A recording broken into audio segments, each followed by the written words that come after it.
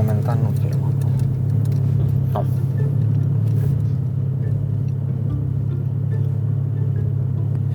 Adică, ce înseamnă să filmăm? Adică să discutăm. Păi nu discutăm, că n-am început vlog. Știi, adică ideea e că Da. ele filmează. Dar nu băgăm asta în vlog. Da, și Hai.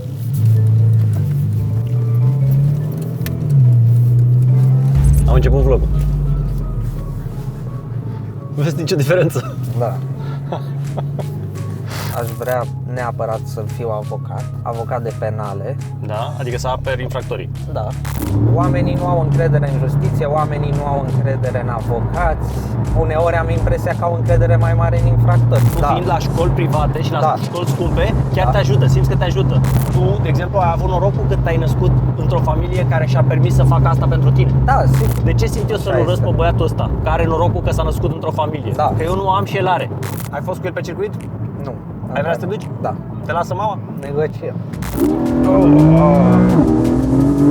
Dacă nu aveți bani de la părinți, ca mine, site-ul Dual Store vă oferă o variantă mai ieftină, dar la fel de bună, de Lamborghini Aventador, capabilă să atingă real 40 de km pe oră, dar și trotinete electrice care au range de până la 60 de km și biciclete electrice foarte confortabile, marca Aysen, concept Dual Store și brand românesc. Bicicletele Aysen sunt ansamblate chiar aici, în România, la Baia Mare. Iar pe site-ul dualstore.ro veți găsi și alte gadgeturi cool, precum căști Aysen și smartwatch-uri cu tensiometru. Intrați acum la ei pe site, folosind linkul din descriere și vedeți ce gadgeturi interesante mai au prin ofertă. Eu m-am distrat copios cu acest Lamborghini și sunt sigur că și voi veți fi plăcut surprinși de produsele marca Aysen pe care le veți găsi pe site-ul dualstore.ro. Hai să vedem clipul acum. Salut, sunt Andy și astăzi facem un vlog. Matei cu 718 Boxster 25 Edition. Ce motor are mașina asta? Deci vorbim despre un motor 4.0 Da. aspirat, Aspirat fără turbină. fără turbină. My kind of motor. Da. Așa? În 6 cilindri. 6 cilindri în linie. Da. Ok. Și câți cai dezvoltă acest autoturism? 395 de cai. Deci 400 de cai Da. din 4 litri. 100 Exact. cai pe litru. Da. Ca M6, știi că M6-le, iar vorbește asta de M6, Da. avea 5 litri 500 de cai. Da. Bun, ce greutate are? Întreb asta pentru că cu cât e mai grea o mașină, cu atât e mai lentă, cu cât e mai ușoară, cu atât e mai fâșneață. Corect. Mașina are cam O tonă 800, aș zice. o tonă 500. Vezi? Asta Da. dacă e foarte ușoară. Este foarte ușoară și varianta care nu este cabrio este și mai ușoară. Astea sunt mai mult mașini cu care să distrezi pe curbe, știi? Corect. Eu sunt mai puțin cu Da. curbele, că eu nu sunt pilot, fratele meu e pilot. Eu sunt mai mult cu accelerație frână, știi că nu sunt pilot, nu sunt șofer. Șoferilor adevărați le plac mașinile astea, pentru că îți permit să atingi viteze foarte mari pe Corect. curbă. Înțelegi? Da. Și înțeleg, adică pe mine, eu nu sunt ca ăia care, bă, ce nu-mi place mie e nasol. Nu, e o mașină foarte mișto, dar nu e genul meu pentru că eu nu sunt așa cu viteză pe curbe, știi? Da, sigur. Tu ești pilot așa, ești șofer Sunt șofer de puțin timp, aș putea spune. de duminică. Șofer de duminică, da. Așa? Având 19 ani, eu mi-am luat permisul chiar când am împlinit 18. Da. Deci nu pot să zic că am suficientă experiență ca să mă denumesc pilot. Eu cunosc foarte bine ce gândește lumea și lumea gândește, nu e o mașină puțin cam puternică, puțin cam scumpă pentru un tânăr de 18 ani? Eu asta gândește lumea, eu nu gândesc așa. O să zic și eu cum gândesc eu după aia. Eu spun ce gândește lumea pentru că îmi place să dau o voce. În prima fază și eu m-am gândit la fel. Ideea e că mașina nu este tocmai a mea, în sensul că eu fiind plecat la facultate în Franța, este mașina mamei atunci când eu sunt plecat și recunosc că atunci când sunt în țară... Și merge mama așa cu ea decapotată? Păi, având mașina o lună, încă nu am apucat să mergem cu ea foarte mult decapotat. Am mers eu pentru că am fost impresionat de ideea asta și n-am mai fost niciodată într-o mașină decapotabilă, dar... Uite, eu am doi băieți, unul de 7 și unul de 4 ani. Dar la 18 ani, eu i-aș lua un Logan. Nu zic că e o greșeală ceea ce au făcut părinții tăi, pentru că fiecare... Dar de ce i-aș lua Logan? Da. Pentru că în viață câștigi foarte mult din diferențe de nivel. Și Așa atunci, este. dacă tu ți-ai fi luat un Logan, eu cred că tu ai fost mai fericit pe termen lung, pe următorii 10-15 ani. Poate mă înșel, repet. În viață e bine să nu te gândești, băi, eu am dreptate și alții nu. Nu, eu accept alte puncte de vedere. De asta discutăm. Și oamenii care vor să progreseze în viață ascultă și alte păreri. Corect. Adică eu spun părerea Așa mea, este. dacă tu ai altă părere, dă-mi argumentele tale ca să înțeleg mai bine. Ce părere ai? Păi, mașina mea pe care o conduc atunci când E Logan. nu o conduc pe asta, nu este chiar Logan, este un Audi TT din 2008 Da. pe care îl avem în familie chiar de când s-a lansat modelul. Mi-a plăcut foarte mult mașina aia și cu aia am început pentru că am început să o modific încet și este o mașină destul de distractivă fără să fie riscantă. Fiind tracțiune față, nu cred că Câți că are? are 200 de cai. Deci nu e nici Știi că poți să puțin. mor și cu 50 de cai. Poți să mor și cu 50 de cai, poate poți să mor mai ușor cu 50 de cai pentru că nu sunt Uite, a zis mașini de la depășire. sigure. Da. Oricum, e o mașină mișto. Îți place mașina, nu? Da, e Și în Franța cu ce mergi? pe jos. Pe jos? Cu jos. Peugeot. Cu Peugeot, da, mă adaptez. Eu te-am cunoscut acum 5 minute și îmi place să fac chestia asta pentru că atunci părerile mele pe care le am cu oamenii, de-aia nu vreau să vorbesc cu tine înainte, sunt autentice, On the știi? spot, da, da. Pari genul de om care ești așa, provii dintr-o familie educată și ești un om educat, că de-aia ești la studii în Franța, nu ești în România, deși acesta este un car vlog, te mai întreb așa și chestii de Da, viață, că am văzut corect. că oamenii apreciază. Ce ai vedea tu, adică cum ai vedea tu viața ta ideală? Unde vrei să te, în ce direcție vrei să te îndrepți? Păi în viitorul apropiat aș vrea neapărat să fiu avocat de penale. Da? Adică să aperi infractorii. Da. Dar nu simți așa că oarecum că faci o chestie, o nedreptate? Pentru că oamenii ăia sunt oameni care fac rele și oarecum încerci să-i scape așa. Din contră, eu cred că unul dintre avantajele că trăim într-o țară democrată în care justiția totuși există este tocmai dreptul acesta la avocat. Oricine, inclusiv un terorist, are dreptul la apărare. Da. Însă justiția va dovedi dacă el este vinovat sau nu.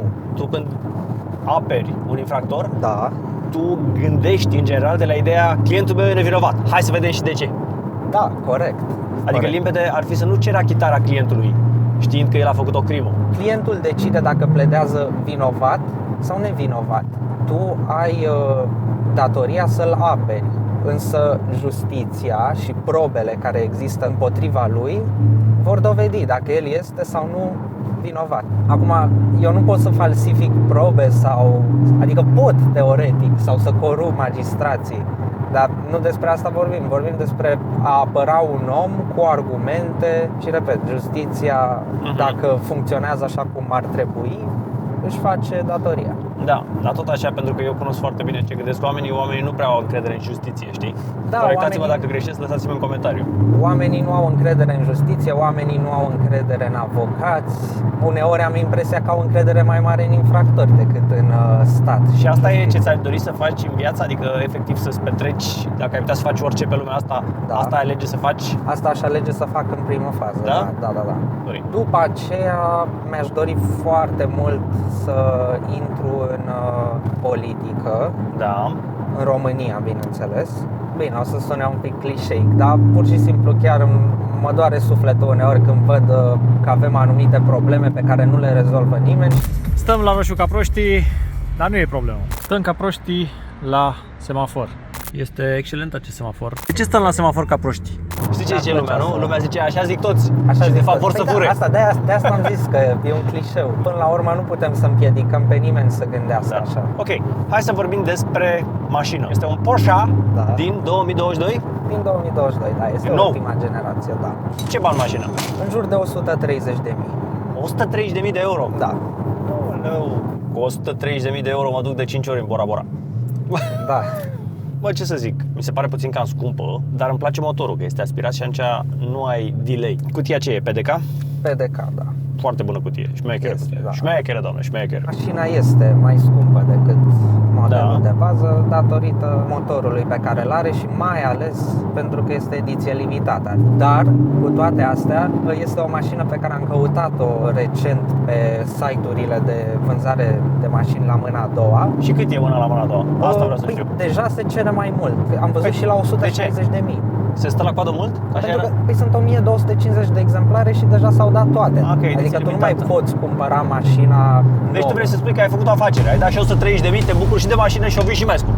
Da, să zic, Bă, dau la deși naiba. nu știu dacă o să o vând. Și nici nu o vinzi. Deci alții n-au ce mânca și tu nici nu vrei să faci bani. Ce părere ai de mașinile electrice? Am o părere împărțită.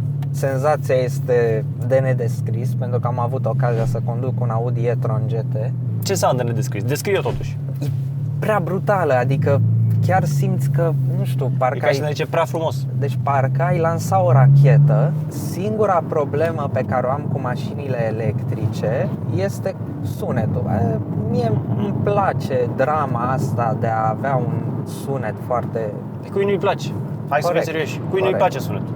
Adică eu nu contest că ăsta este un dezavantaj al mașinilor electrice, faptul că nu ai sunet.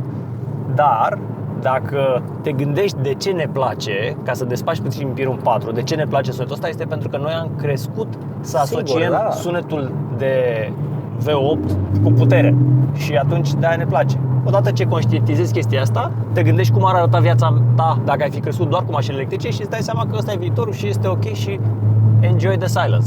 Da, sigur, totul e de obișnuință. Și dacă înțelegi lucrurile astea, te adaptezi mai repede la schimbare. Cel puțin eu fac chestia asta și mi-e mai ușor. Nu zic că nu apreciez sunetul de V12. Oamenii nu mă cred când spun că acum 12 ani nu mă gândeam vreodată că o să am un Aventador. Acum trec, este acolo, îl văd, da, ok, acolo îmi place, nu l-aș vinde niciodată, sunt foarte fericit cu el, dar în același timp înțeleg că obișnuința asta, hedonic treadmill, e o chestie care face oamenii să se obișnuiască cu ceea ce au și să fie mulțumiți cu ceea ce au. Și atunci eu, de ce să muncesc ani de zile pentru un Bugatti, să zicem, de 5 milioane, când senzația va fi exact la fel? Ăsta e motivul pentru care mă face să nu îmi doresc private jet-uri și alte chestii. Adică majoritatea oamenilor nu înțeleg chestia asta și își dedică viața să muncească, să acumuleze lucruri materiale în loc să se focuseze pe fericire. Corect. Asta cred eu. Fiecare cu părerea lui. Banii trebuie să te lipsească de griji, adică să fie suficienți încât să nu îți faci griji de ziua de mâine și, sigur, să-ți faci anumite plăceri. Depinde ce plăceri ai, că poți să ai plăceri foarte excentrice, dar... Fiecare decide pentru el. E nașpa să nu poți să fii fericit decât cu private jet și... Știi? Uite, de exemplu, părinții mei nu au fost niciodată excentrici și mereu prioritatea lor a fost să strângă bani pentru noi. Puteau să-și petreacă nopțile în cluburi, în restaurante, în așa, dar n-au făcut-o niciodată. Mă rog, eu apreciez asta și cred că dacă aș avea copii și îmi doresc, aș face același lucru. Aș strânge bani și aș investi pentru ei. De exemplu, între o mașină scumpă și am trimite copilul la cea mai bună școală, evident că aș alege școala. Asta vreau să te întreb pe tine, pentru că eu am dilema asta, știi? Mie, de exemplu, nu mi-a plăcut deloc școala, dar lui fiul care l-am dat la școală privată, îi place foarte mult școala. Păi da, pentru că este într-un mediu benefic pentru el. Deci tu poți să-mi confirmi chestia asta. Tu fiind la școli private și la școli scumpe, chiar te ajută, simți că te ajută. Eu cred că m-a ajutat. N-am fost niciodată la școală de stat ca să știu să compar. Eu vreau să compar chestia asta. Știi, eu vreau să compar chestia asta. Ăștia care sunt la școala clasică, la școala gratis, au mai mult școala vieții. Pentru că ei trăiesc mai printre vagabonzi, să zic așa, știi? Eu venind dintr-o familie de intelectuali, pentru că părinții mei au fost profesori universitari, eu am simțit întotdeauna că eu n-am școala vieții și că sunt ușor prostit de către oameni din jur, de către vagabonzi, înțelegi? Am fost ușor prostit. Eu am pierdut sute de mii de euro din cauza asta, pentru că am avut încredere în oameni. Să te gândești să nu-ți lipsească chestia asta. Pentru că tu trăind numai printre oameni educați, tu nu știi cât de rea e lumea. Să știi că e o chestie reală. Eu m-am lovit de ea, ți-am zis, a fost singura dată când m-am dus la psiholog în viața mea. Când am pierdut sute de mii de euro și am zis, din cauza unor oameni, din cauza încrederii pe care din cauza încrederii, pentru că putea să distrugă viața, faptul că am pierdut niște sute de mii de euro, știi? Dar uite, de exemplu, pentru copiii tăi, e un lucru bun că tu ai pierdut acei bani pentru că poți să le zici. Normal, să înveți din experiența mea. Și nici nu trebuie să-i trimiți să stea pe stradă ca să înțeleagă lucrul ăsta. Adică nu trebuie să înțeleagă singur. Așa este, numai că ideea rămâne să nu ai încredere în oameni, știi? Sau în toți oameni. Pe mine mă încântă faptul că fiul își dorește să se ducă la școală. Adică eu n-am simțit asta nici în generală, nici în gimnaziu, nici în liceu, nici în facultate. Adică eu tot ce am învățat a fost după, pentru că am fost autodidact, pentru că învățat eu, pentru că am vrut eu să iau informațiile. Da. Da, e foarte interesantă chestia asta, pentru că e mereu o dezbatere, știi? Bă, e bine să-l duci copilul la școală privată sau nu? Până la urmă ține foarte mult și de copilul acela, adică eu cred că oricum poți reuși în viață. Da. Sunt oameni cărora nu le-a plăcut școala, sunt oameni care n-au făcut școală și care au reușit. Eu cred că este doar chestie de noroc. Ce înseamnă chestie de noroc? Înseamnă că tu, de exemplu, ai avut norocul că te-ai născut într-o familie care și-a permis să facă asta pentru tine. Da, sigur. Și atunci trebuie să nu uiți niciodată cât de norocos ești și faptul că milioane de alți oameni nu au șansa asta. Și poate și ei ar face-o, dacă ar avea șansa asta. Și asta ar trebui să te facă să fii cât mai modest. Asta e părerea mea. Oricum, nu-mi pare o persoană arogantă, ceea ce e foarte bine, pentru că aroganța nu-ți dă voie să evoluezi. Aroganța zice, bă, dacă ești arogant, zici, ce nevoie am eu să le învăț, că le știu pe toate. Da, și pe lângă asta te face foarte neplăcut. Da, pentru alții. Pe lângă alții. Da, dar pe de altă parte te face neplăcut pentru majoritatea care nu au inteligență emoțională. Majoritatea nici nu știu ce e inteligența emoțională. Inteligența emoțională este capacitatea să-ți înțelegi emoțiile, să înțelegi ceea ce simți și de ce simt. De ce simt eu să-l urăsc pe băiatul ăsta, care are norocul că s-a născut într-o familie? Da. Că eu nu am și el are. Asta înseamnă să-ți înțelegi emoțiile. Și odată ce înțelegi emoțiile, nu-l mai urăști. De exemplu, acum, când eram mai în spate, s-a băgat în fața noastră domnul acela cu Passat. Știa foarte bine că filmăm cu mașina din față și cu toate astea... Care crezi că era punctul lui de vedere? Eu aș putea să estimez care era punctul de vedere. Ia uite-vă pe ăștia, încurcă traficul cu filmarea lor. Dă-i bă drumul de aici! Da, cam asta e, pentru că, fii atent de ce? Pentru că el probabil avea frustrări și probleme în viața lui. Da, și înțeleg. Și atunci de el, dacă are probleme în viața lui, te enervează absolut orice. Corect. În momentul când n-ai probleme în viața ta, știi cum? Te rog, îl lași pe unul. Eu știi cum? Pentru că n-am probleme în viața mea, întotdeauna las oamenii să se bage în față. Da. Nu mă deranjează. Uite, de exemplu, am avut, sincer, o perioadă recent chiar, da, în care am fost eu nefericit din mai multe motive și într-adevăr simțeam asta, că mă enervează efectiv orice face altcineva.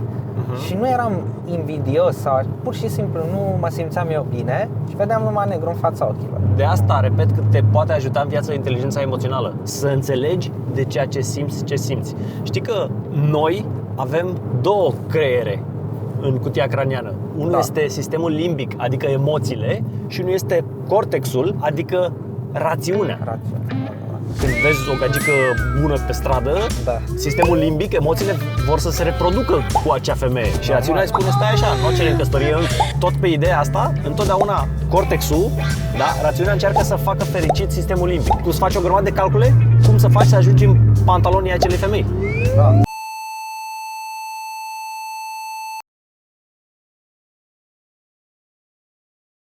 Hai să mai vorbim despre mașină, nu? Da. Așa, ce-ți place, ce nu-ți place la ea? În primul rând, îmi place foarte mult cum arată, pentru că mi se pare că Porsche întotdeauna a avut un design iconic. Nu zic că este cea mai frumoasă mașină, în schimb este una dintre cele mai recunoscute. Știu, ca să fiu puțin hater acum, că oamenii trebuie să vadă și un alt punct de vedere, e cam micuță. Este. Eu zic că e potrivită pentru clasa ei. Care e cea mai mișto mașină din lume, după părerea ta? Dacă ar fi să alegi o mașină să nu o vinzi niciodată. Să nu o vând niciodată? Da, adică asta e. Păi ar trebui să găsesc un timeless. Cred că tot pe Porsche m-aș duce. Da? Da. Îți place Porsche ăsta? Îmi plac foarte mult. Și nu neapărat, repet, nu sunt cele mai tari mașini, dar e clar că Porsche are o rată de mașini care devin timeless mai mare decât alte mărci. Adică da, și BMW-ul este o mașină pe care o apreciez foarte mult, dar foarte puține BMW-uri sunt timeless. Eu nu simt că îmi doresc foarte mult o mașină timeless. În schimb, îmi doresc o mașină care să-mi placă mie foarte mult și să mă facă fericit. Și Aventador este genul ăla de mașină, pentru că mi-am dorit-o foarte mult. Și chiar dacă nu mi-am dorit Aventador de când eram mic, mi-am dorit Diablo, Murcielago, care arată exact la fel. Care arată exact la fel. Păi, acum ai zis că arată exact la fel, deci asta înseamnă că, într-un fel, chiar dacă nu-ți dorești neapărat o mașină timeless, ai obținut o mașină timeless. Da. Pentru că Aventadorul este, prin definiție, o mașină timeless, a cărei valoare crește. Am luat-o cu 270 și acum e 330. Exact. Probleme de bogați. Prin urmare, peste 20 de ani poate mergi cu ea la licitație în Geneva. Da? Cine știe? Știi că s-au produs doar 10.000 de bucăți de Lamborghini Aventador în toți anii, forever? Doar 10.000 și am una din 10.000. Și acum nu vreau să compar sau să zic că vai, asta e nu știu ce, dar asta sunt 1250 de exemplare. Dar cam cât ai face profil la mașina asta, așa, aproximativ? Cât crezi? Real? Eu cred că în 10 ani se dublează. Hai să luăm o pauză și după aia să citim ce întrebări au oamenii pentru noi. Normal. Nu? Recepție, 210. Da, șef, Roger. Hai să oprim. Oprim și camera. Uite bine, tocmai am terminat exact acum 5 secunde filmarea. Am postat pe Instagram o poză cu mașina, să vedem ce întrebări au oamenii. Da. Prima întrebare. Cine întoarce capul mai mult după ea? Domnii sau domnișoarele? Domnii, 100%, dar după orice mașină e așa. Da? Da. Nu le plac fetelor Porsche-le? Poate le place, dar nu, majoritatea sunt discrete, adică nu se uită cum se uită băieții la ea. Cum te descurci cu gropile pe care nu ai cum să le eviți? Sau linile de tramvai, prea reliefate sau speed bumper sau altele? Aceeași întrebare și pentru Lambo. Zi. Păi nu mă prea descurc, adică se întâmplă foarte des să se îndoaie gențile, dar n-ai de ales. Eu iau foarte încet orice bump cu Lambo, nu trec rapid peste ele ca să protejez suspensia, cauciucurile, jantele. Da. Și nu mă plâng de chestia asta. Ce prefer de la Porsche, 911 sau Panamera? 911, 100%. Că e mai sport, nu? Ca asta place ție. Da, Panamera nu. Cât scoate 0-100? O 36, 39, 3639. cam așa. Ce sfat dă persoanelor tinere legate de viață, carieră, etc.? Păi eu nu prea am ce sfat să dau în afară de să înveți și să faci ceea ce îți place la vârsta asta, adică și să te pregătești pentru viitor până la urmă, dar să te și distrezi. Merge folosită ca daily car? Eu zic că e relativ confortabilă pentru ceea ce este. Pentru că nu e foarte rigidă. Exact. O să răspui cumva că acest 4.0 este mai brutal decât un 4.0 turbo biturbo pentru că nu are lag? Da, este. Este, chiar asta e realitatea. Da. Bine, omul vrea să zică că știe. Ce linii de venit ai? Nu am niciun venit. Nu are niciun venit. E casnic. Nu am niciun venit pentru că sunt student. Întrebarea omului, cât consumă? Cât consumă? Astăzi am avut un consum de 16,5. Ia uite, 16. O medie de viteză de 19 km pe oră, condus 2 ore și 36. Ce alege dintre Panamera și AMG CX-3S? Pentru că nu-mi place Mercedes, o aș alege Panamera. Ce învârte își permite mașina respectivă pe criza asta? Fracționet. Nu văd nimic. Se poate compara cu 911? Nu, pentru că sunt altă gamă. Ce minusuri are mașina? Faptul că este mai rigidă decât anumite mașini și faptul că e mică și nu ai loc să-ți pui mare lucru în ea sau să mergi la drumuri lungi cu ea. Ai fost cu el pe circuit? Nu. Ai vrea să te duci? Da. Te lasă mama? Negociem. Ai avut o problemă cu piesele sau ai schimbat vreo piesă? Nu, are o lună mașina. Câți kilometri are? Am luat-o la 0 km și deja am făcut 4037 de km. Mă rog, presupun că avea 50-60 de kilometri la bord. Mașina, nu cu avea 0, cam 15-20, cam așa ceva. Te gândești pe viitor să faci o modificare majoră? Nu, Are evacuare custom? nu. E stock mașina. Da, și nici nu va avea vreodată. Ce le poate spune despre mașini ăștia? Că a meritat achiziția. Da, clar a meritat. 130.000 de euro, mai ales că s-a... E o mașină foarte interesantă. Cât de aerodinamic este, având în vedere că se decapotează? Afectează cu ceva performanța? Sunt foarte mulți care se întrec care mașină scoate un timp mai bun. De fapt nu asta contează, contează senzația. Omul nu poate percepe 0,5 secunde în plus sau în minus. Da, am revenit la volan, primii metri cu mașina. Suntem în... Câte moduri are mașina în primul rând? Individual, confort, sport, sport plus. Hai să o ținem pe confort la început. Când afli cât e asigurarea, zici ADN, a dracu nebună. Se zice că mașina e foarte confortabilă, adică mașina să fie da. mai rigidă. Chiar mi se pare confortabilă pe modul confort. Încă n-am încercat modul sport, dar pe modul confort este foarte confortabilă. Hai să-i dăm, să o călcăm brusc. Cât avem? Avem 110 la oră și o călcăm brusc. 3, 2, 1 și plană. A intrat DSP-ul. Bă, nu prea fuge. Nu știu, poate așa mi se pare mie. Da. Dar să zic că eram mult la fund și nu prea fugeam așa. Intră SP-ul foarte, foarte ușor. Crezi că de asta? Da. Hai să dăm pe sport, că Da. nu știu, am simțit că parcă nu s-a dus. 3, 2, 1 și Altceva. altceva. Mamă, se aude. Are antilagul pornit acum. Pe zice anti-lag, asta nu are nevoie de anti-lag. Da? Nu contează, are sport response. Ia. Da.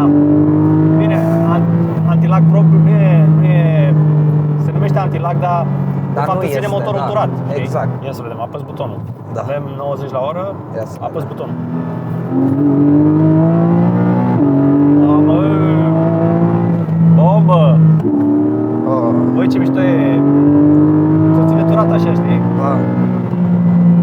Să știi că îmi place mașina asta. Nu mă așteptam. Pe cuvânt. Poate... Adică chiar... Na.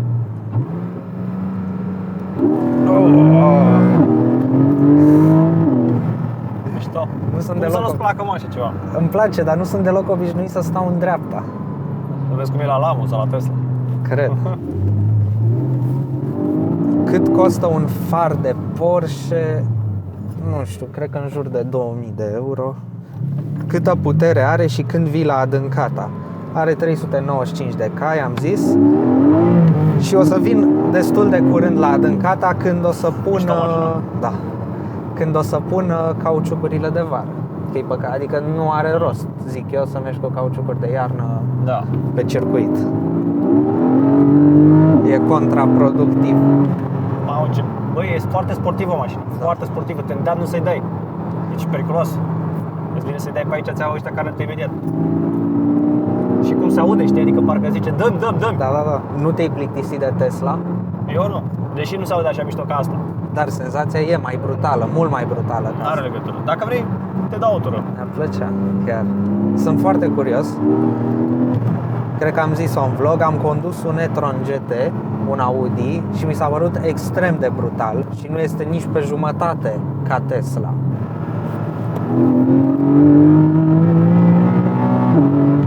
Mamă, cum se aude. Este bună pentru drumurile din afara orașului. Este bună pentru drumurile din afara orașului, atâta tot că, nefiind la fel de confortabilă ca un sedan,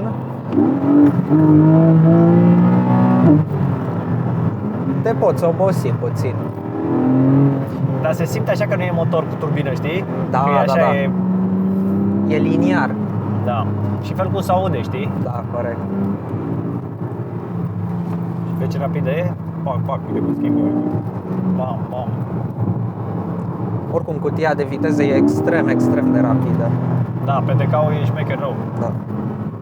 Cu cât ai intrat maxim într-o curbă, simțindu-te în siguranță, Depinde de curbă, îți dai seama. păi niciodată n-am intrat mai tare decât să fiu sigur că nu se întâmplă nimic, pentru că momentan nici nu cunosc mașina suficient de bine ca să-mi pot permite chestii din astea. Când o să cunosc mașina și când o să acumulez mai multă experiență, Foarte bine. Ești cumpătat. o să o forjez. Sau o pot forja pe circuit, pe riscul meu. Eu aș fi scos SP-ul acum, știi, dar mă văd părinții tăi. Ce mașină ai vrea pe viitor? Eu? Da, Sincer? Vrei sincer? niciuna. Niciuna. Da. Chiar adevărat, adică e super tare să poți să ajungi să nu-ți mai dorești lucruri materiale. Da. Pe cuvânt. Chiar e. Am mai Cred că zis de și- fapt în subconștient toată lumea își dorește asta. Să ajungă la nivelul ăsta? Da. Da, dar poți să ajungi la nivelul ăsta și fiind ca aia din India, care nu au multe lucruri. Da. Eu pot să zic că am multe lucruri față de media populației, să Da, zic așa, normal. știi? Dar important în viață nu e să ai bani, ci să fii fericit. Adevărat. Adevărat. Și majoritatea își doresc să ajungă bogați ca să-și cumpere ce vor. Pentru că am impresia că Da. banii fac fericiți. Banii te fac fericit, dar până la un punct. Da, corect. Mamă, ce mișto e mașina. Ce ne mai zicem în încheiere? Ce să le mai zicem? Îți mulțumesc foarte mult că Cum a fost experiența cu Andy Popescu? a fost extrem de plăcut și distractiv și Chiar a fost toți oamenii cu care lucrezi, I love my job. da, chiar Echipa Andy Popescu. echipa Andy Popescu Vă mulțumesc pentru atenție. La revedere! e cea mai bună. Lăsați-ne un comentariu. Uite, am vrut să am luat ceva Ce? pentru tine, Ce când dai? un Un șivas whisky. legal? Da, un Vrei whisky. să vă beți? Mersi frumos. Apreciez. Plăcere. Eu mulțumesc oricum pentru vlog, chiar a fost foarte tare. La sfârșit bagi bonus! Am luat bonusul, știi? L-ați spunit, da? Da. Să te pregătești. Aoleu. Nu, deci atent, Da. nu pot să-ți arăt ce știe Tesla pentru că am 17% baterie. Uite, confirmă tu ca să nu zică lumea că mințim. 17. 17% baterie și e diferență enormă, adică acum trage la jumate. Aoleu, Doamne ferește. Cam asta a fost. Dar, spun, mai puțin de jumătate face. Aoleu. Știe și Porsche să facă așa? Nu chiar așa. Doamne. Ți se urcă Nu știu, totul parcă la am cap. impresia, știi că ăștia, mulți dintre cei care ne urmăresc au impresia Da. că te prefaci. Nu. Și e prima oară când urc în Tesla, deci... Ia să vedem dacă se duce spre ăsta. Pentru că dacă țin așa, să țin așa drept, ia, da, așa, lasă aici, așa. Păi normal că se duce. Da, dar cât se duce? Nu știu dacă o să le ia camera. Se duce până Ia. în Cotroceni. Pentru că dacă ne văd pe noi, degeaba, știi? Da, corect. Ia. S-a dus așa cât de cât. Ok, acesta a fost vlogul, lăsați-ne un comentariu. Sper că v-a plăcut acest vlog și nu uitați să intrați pe site-ul dualstore.ro să vedeți ce chestii mișto au.